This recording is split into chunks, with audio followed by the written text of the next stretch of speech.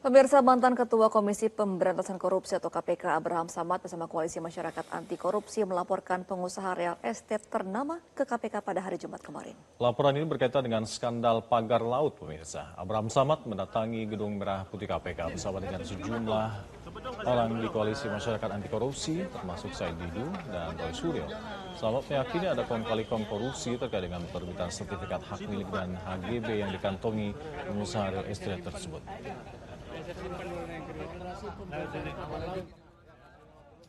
KPK diharapkan tidak takut untuk memanggil mereka sebab menurut Samad, semua orang di Indonesia memiliki kedudukan yang sama di mata hukum. Abraham Samad meyakini ada kerugian negara akibat pagar laut ini sebab kekayaan laut diklaim untuk dinikmati pihak-pihak tertentu.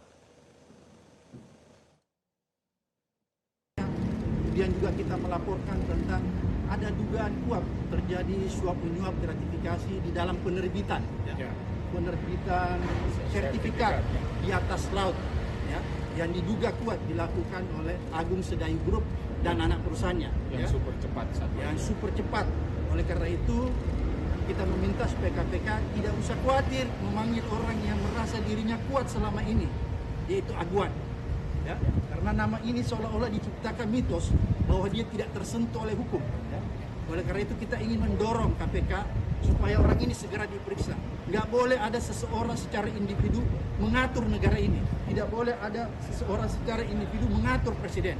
Karena kita bisa duga bahwa penetapan PIK menjadi PSN itu tidak terlepas dari praktek kong kali kong, praktek suap menyuap, dan lebih jauh kita bisa melihat bahwa di situ ada kerugian negara sebenarnya.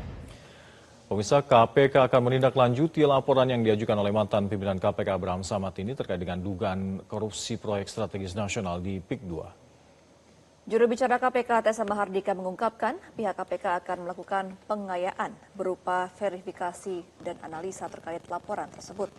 Terutama KPK menganalisa unsur tindak pidana korupsi dari kasus ini.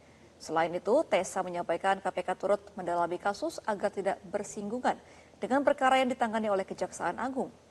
Meski begitu, KPK tetap terbuka dengan laporan yang masuk terkait dugaan korupsi PSN di PIK 2. Tentunya informasi awal yang disampaikan beliau-beliau yang telah hadir dalam forum tersebut akan menjadi pengayaan bagi kami di KPK, dan selanjutnya akan dilakukan verifikasi dan analisa ada tidaknya unsur-unsur dugaan tindak pidana korupsi dan apakah itu menjadi kewenangan Komisi Pemberantasan Korupsi.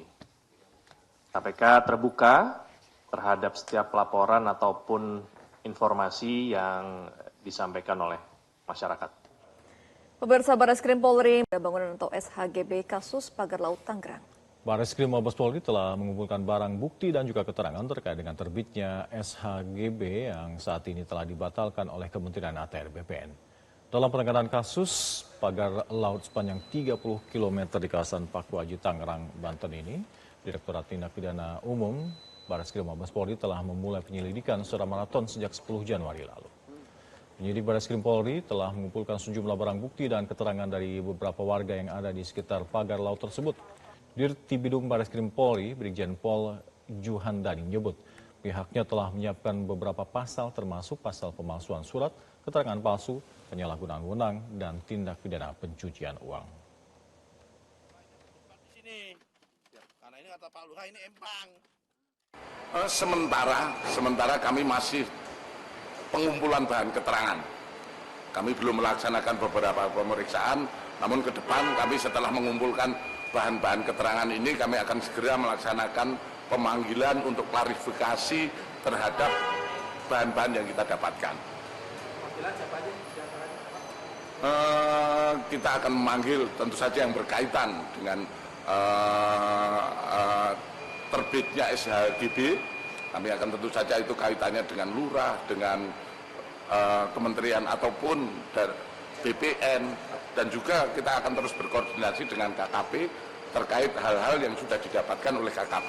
Jelajahi cara baru mendapatkan informasi. Download Metro TV Extend sekarang.